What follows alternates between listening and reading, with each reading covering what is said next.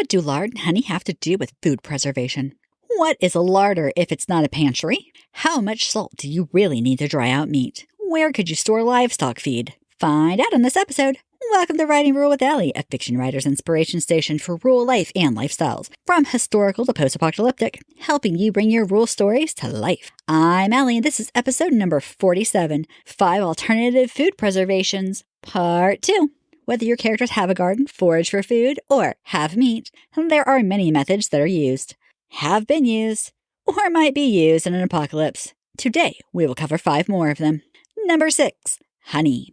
Honey has been used as a food preservation for centuries. The earliest record I can find is from the Great Pyramids. When they opened the tombs, they found jars of honey that were still good. There are clay tablets from roughly the same era talking about the use of honey as a food preservative and in about 30% of all medical treatments.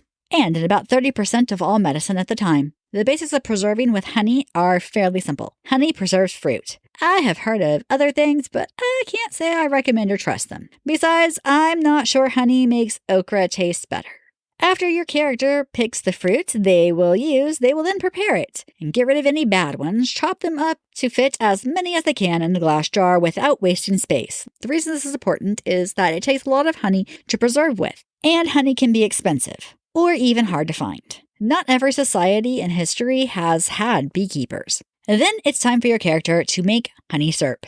In modern times, this is made with honey, sugar, and water, with equal parts of honey and sugar, while the water amount depends on how sweet they want their fruit. For a light syrup, it would be 1 part sugar, 1 part honey, and 8 parts water. For a very heavy syrup, it would be 1 part honey, 1 part sugar, and 1 part water. Historically, most people did not add sugar to the syrup, as it wasn't until the 1700s that sugar was known to become popular.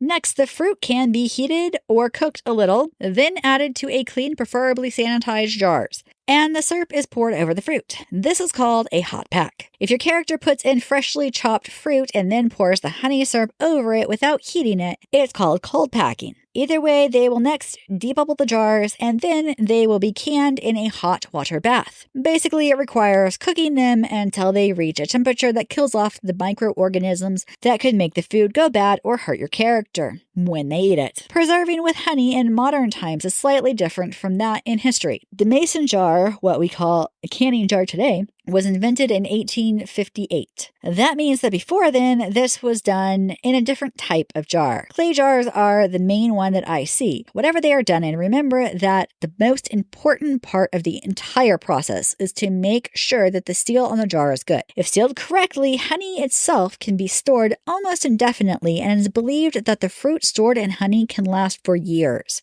I've never tried this method, so I don't know how long the food would stay good for. Number 7. Salt, aka brining. Salting food for preservation has been around since at least 2000 BC in Egypt, although no one is sure where or how it originated. Salt preserves food by pulling out the moisture at a cellular level. It also inhibits growth of microorganisms that decay and spoil food. There are 2 types of salting. There is a dry rub, where you basically bury the meat in salt, and there is brining. Brining is a saltwater solution used for things like cucumbers when they are turned into pickles. I see this is often used with lemons too. For dry rubs, your character will need roughly 1 1/2 cup of salt for every 1 pound of meat. It will take about 5 days to dry out for every inch of meat. If there is a bone, such as a ham, 2 days will be added. That means that for meat without the bone, it takes 5 days to dry out per inch, and with the bone, it takes 7 days to dry out per inch. I imagine caution to not pull out the meat too early was used if people were learning, and they likely gave them a few extra days just to be safe. After the dry rub had sufficient time to dry out the meat was then hung in a cool, dry place such as a root cellar or basement. However, not everyone in history has one, and many times they would be hung from the rafters of the home or kitchen. Others in cool climates had a catch, meat barn, or whatever they called it in that area. Basically, it was a building built on stilts that was for meat and other dry ingredients. The idea behind the stilts was to keep wolves and hopefully bears from breaking in and eating the food. As for the brining, the general consensus is 2 parts vinegar, 1 part salt. There really is no right or wrong answer for this when brining is done. A minimum of 12 days is needed, but many people prefer to leave them in longer. It really comes down to preference on that one. Number 8, dehydrating. Dehydrating is a method of removing water from food to store for later. Likely the most well-known modern one is raisins. Yes, those little things that were originally grapes.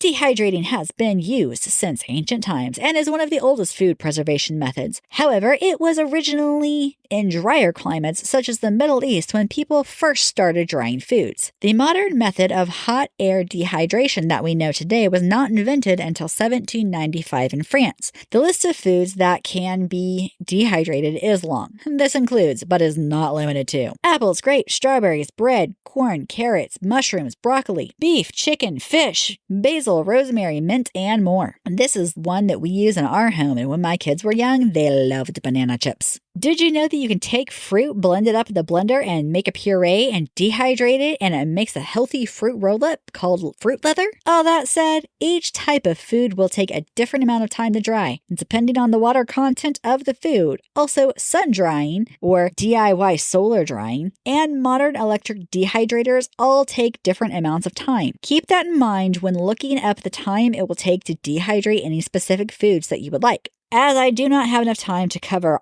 all of them in this podcast. Number 9, a larder. Today, the larder is known as the British word for pantry, or, according to Google, the slang for pantry. However, in history, larders were the place where you stored meat in lard. This is where the larder gets its name. Larders were originally a barrel that cooked meat was placed into. Lard would be poured in a layer on the bottom of the crock, barrel, or other storage container. Then a layer of cooked meat was added. Then a layer of lard. Then meat. Then lard.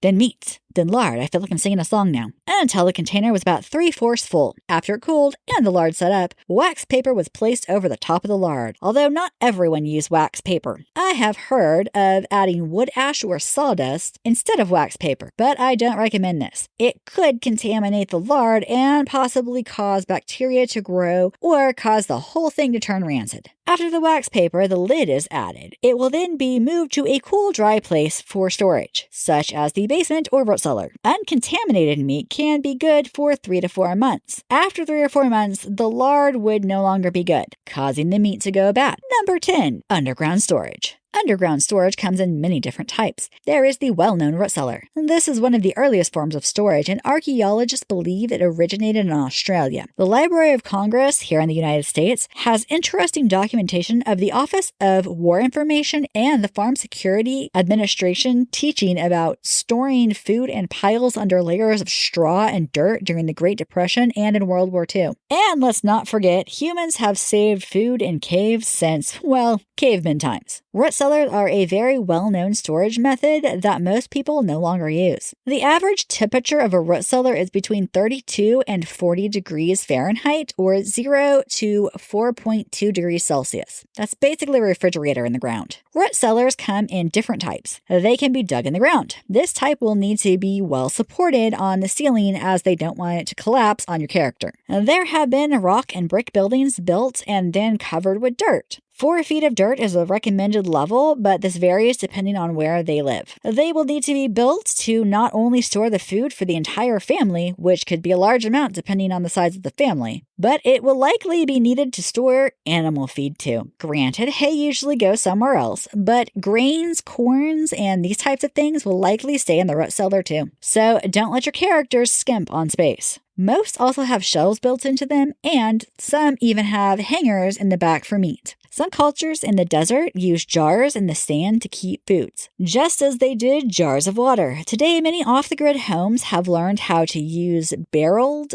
garbage cans to store food. The danger with this one is that animals can get into it easier. Some place them inside their barn under hay to try to keep the vermin out, and I hear that works well. Fun fact, in 2011, there were 1,218,200 metric tons of raisins produced and sold. Now for everyone's favorite part, what could possibly go wrong? Well, let me tell you, likely to go wrong. Your character is dehydrating food in the sun and an animal steals some of the food. Also likely to go wrong, your character uses a cave to store food, and when they come back, they find it gone. Perhaps it was stolen, or perhaps a wild animal ate it. Possible to go wrong? Your character uses a larder, and they forgot how many pieces of meat were stored in the lard. They might have to go fishing with their bare hands to check for more. Also possible to go wrong. Your character didn't leave the meat in the salt long enough to let the meat properly dry out before they hung it for the winter. When they return to get meat, they find it has turned rancid. Unlikely to go wrong. Your character uses honey alone to preserve their fruit in and find it is far sweeter than they meant for it to be. And now they find it too sweet. Also unlikely to go wrong. Your character didn't do a good job setting up the ceiling supports for their root cellar and it collapses on them. This could be deadly.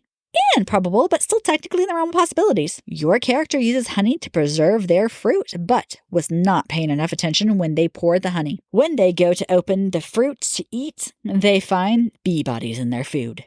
Also improbable, but still technically in the realm of possibilities. Your character stored food in a cave. When they go back to retrieve some, they come face to face with a bear and get mauled. You can find this episode's show notes and helpful links to learn more on my website, AlleyHart.com. That's ALLEYHART.com. Thanks for listening. Subscribe and follow for more episodes. Connect on my YouTube videos by dropping me a comment. A new episode comes out every Monday. Until then, happy wordsmithing.